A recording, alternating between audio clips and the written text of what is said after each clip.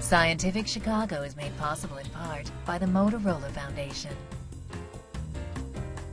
Do memories fade, or is another neurological process at play when it comes to how we remember events from our past? A recent Northwestern University study delves deep into what happens to the accuracy of memories over time. Usher Qureshi takes a look in this edition of Scientific Chicago.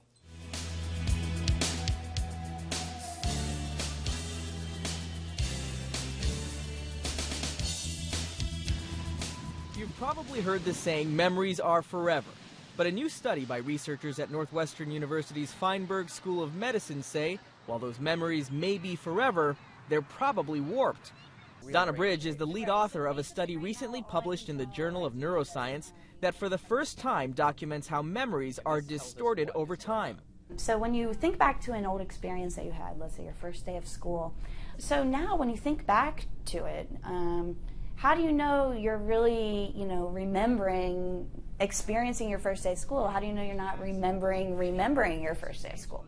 Bridge says the research suggests that a memory is not the recollection of a single event. Rather, it's an image that changes over time through the process of remembering, an image that can become less and less accurate depending on how many times the memory is recalled. When you think back to an experience, you travel back in time to that event. But instead, basically what we show in this paper is, well, maybe you're not quite traveling back in time all the way to that original event, but instead you're traveling back in time to the last time you did travel back in time to the last time, it goes on and on. Okay, so hold it up front. Bridge tested subjects who were fitted with caps used to measure changes in voltage on the scalp. The subjects were placed in a chamber where they were asked to recall the location of objects on a grid in 3 sessions over 3 consecutive days. On the first day, participants learned the locations of 180 unique object location associations on a computer screen. The next day, they were given a recall test in which they were asked to move the objects to their original location. Finally, on day 3, participants returned for a final recall test. We could track the change in memory over time, like by using the distance. How close did they place it from where they originally studied it?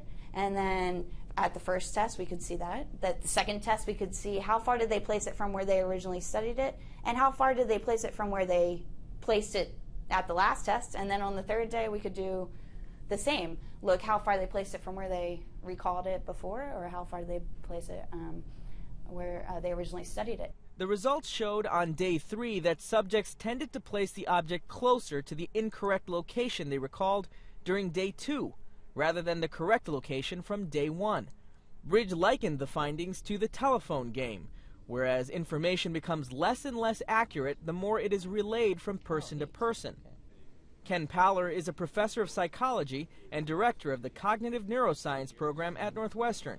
Donna picked up on a part of memory that has been very important to us, what happens between the time when you initially learn something and when you retrieve it later. And that's been important in our thinking for a long time, because patients that have amnesia have problems in exactly that. They can encode the information, they can understand things in the moment, but they can't maintain it and store it. Paller says the findings could be applied to eyewitness testimony that can easily be distorted with frequent recollection and misleading questioning. But while the research demonstrates how vulnerable memories are to corruption over time, he says it could also be a very purposeful device for how the brain processes memory. Even though we've been focusing on the way this can lead to memory distortion, it's probably an adaptive mechanism, a useful mechanism, because we want to not have our memories be static, because we may learn something as one way and then new information will come and tell us that it's something else is actually more correct.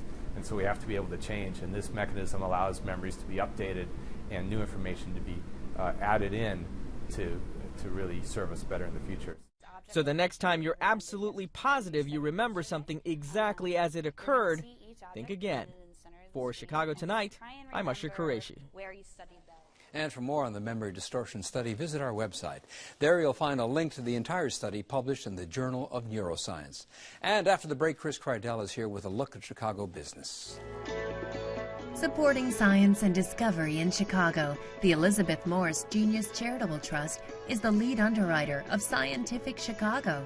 and is a major supporter of all science programming produced and presented by WTTW.